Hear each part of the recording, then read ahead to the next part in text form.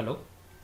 Uh, in the last class, we all discussed about definition of refrigeration and commonly used refrigerants and some of the desirable properties of that ideal refrigerants. So those are all the important concepts we discussed in the last class. Now let us move to some of the important definitions in this refrigeration module. So we have that first thing is one of the first or most important definition, that is refrigeration effect. So there are around 4 to 5 definitions which are very important. They will ask you for these definitions. They will ask for 1 or 2 marks there.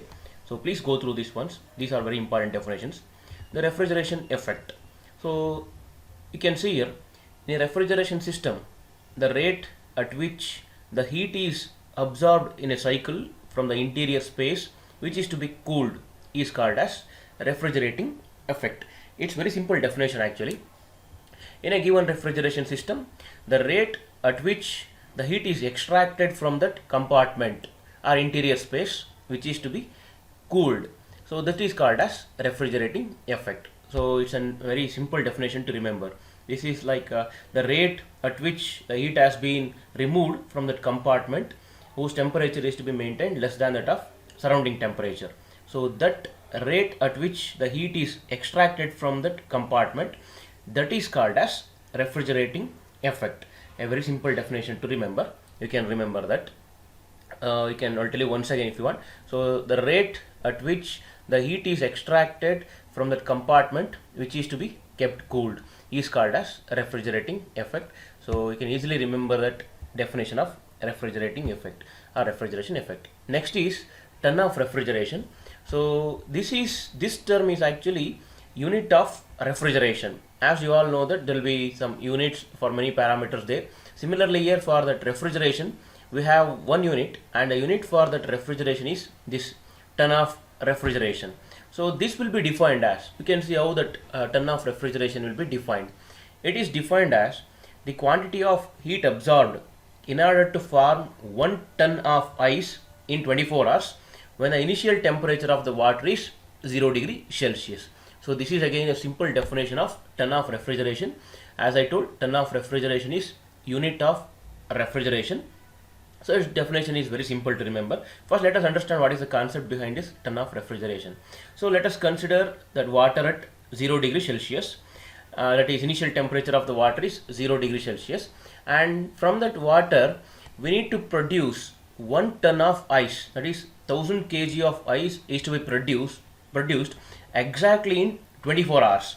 And you all know that to produce that ice from that water, we need to extract that heat from that water, or we need to absorb that heat from that water. So that is actually this ton of refrigeration.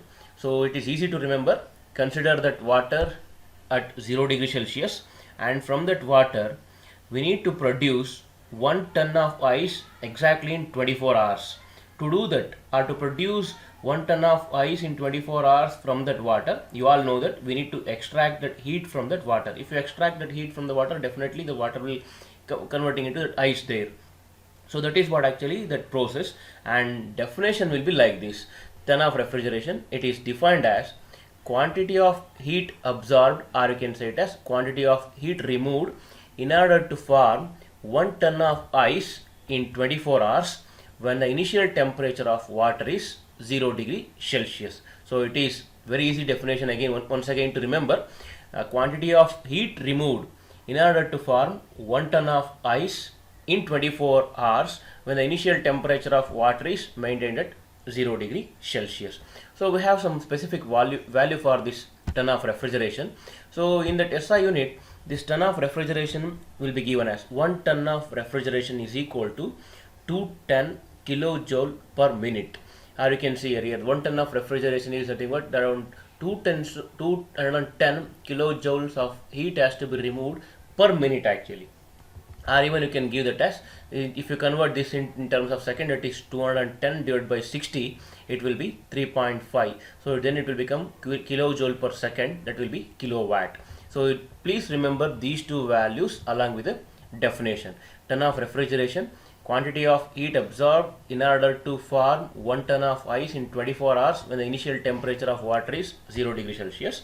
and a value that is 1 ton of refrigeration is equal to 210 kilojoule per minute, or even you can give it as 3.5 kilowatt. This is regarding ton of refrigeration.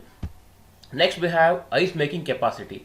So this will be used to tell the specification, or you can say it as capacity of any ice making machine. So for example, if you have some machine which is ice making machine, we need to tell what is the capacity of that machine.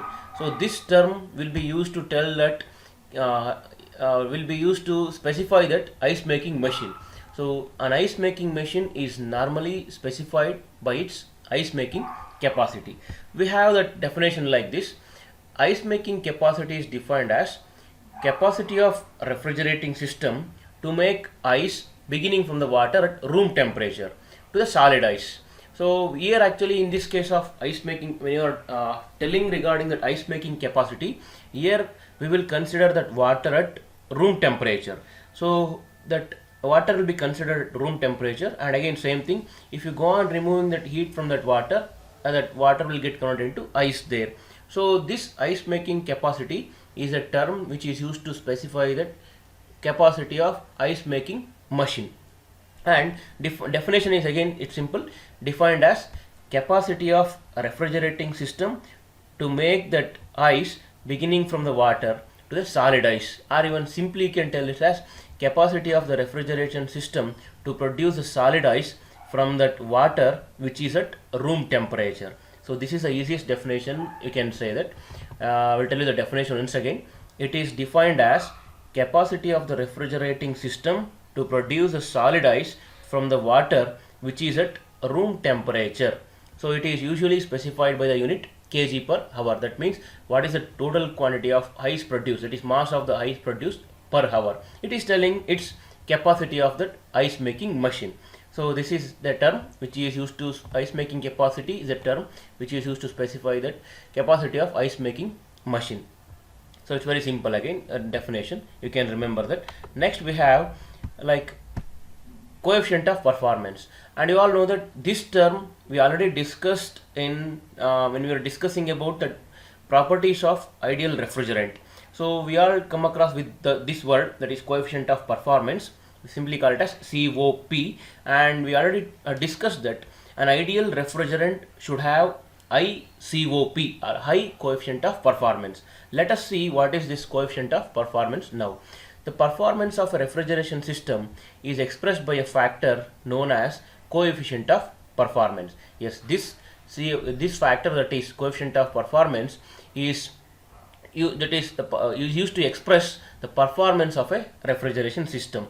So it's a simple term, that is COP, or you can say it as coefficient of performance, will be used to express the performance of a refrigeration system. Next, you can see that a definition of this COP. COP of a refrigeration system is defined as, it is a ratio of heat absorbed in a system to the work supplied. So we already discussed, even I told in the beginning of this refrigeration concept, this refrigerator is a heat pump, and you all know that what is the function of heat pump.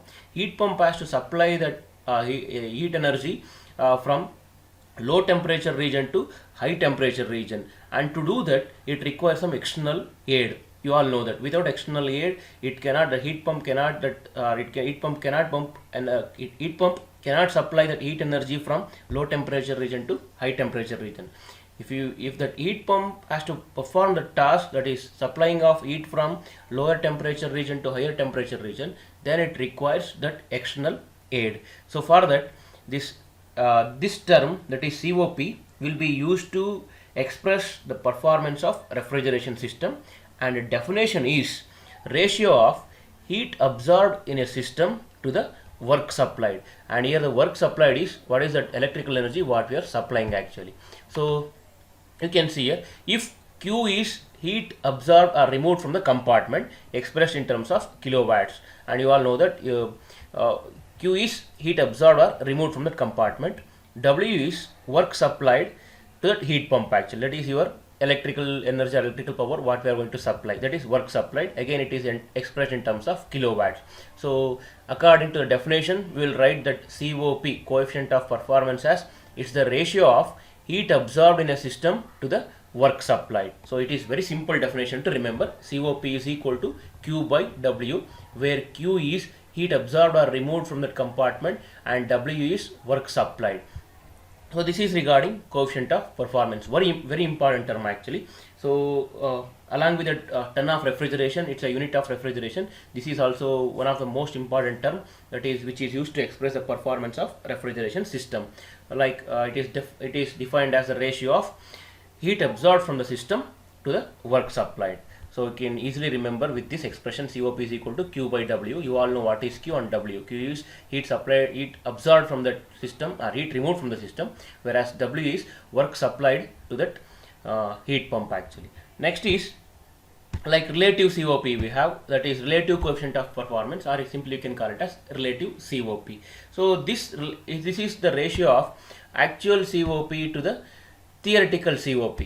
That is, this relative coefficient of performance is defined as, again it is a ratio of actual coefficient of performance to the theoretical coefficient of performance. It is known as relative coefficient of performance. So mathematically it can be expressed like this: relative coefficient of performance is equal to actual coefficient of performance divided by theoretical coefficient of performance. That is nothing but, you all know that actual coefficient of performance is, it is obtained practically. If you have a refrigeration system, we will calculate practically what is that coefficient of performance of the refrigeration system, whereas theoretical COP is, so this is a COP, theoretical COP is that COP which is calculated by using some empirical formula there.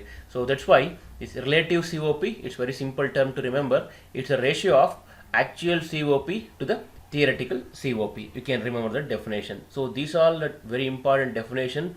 So please go through all these definitions. It's these will be asked for 4 to 6 marks there. So you can remember this thing, and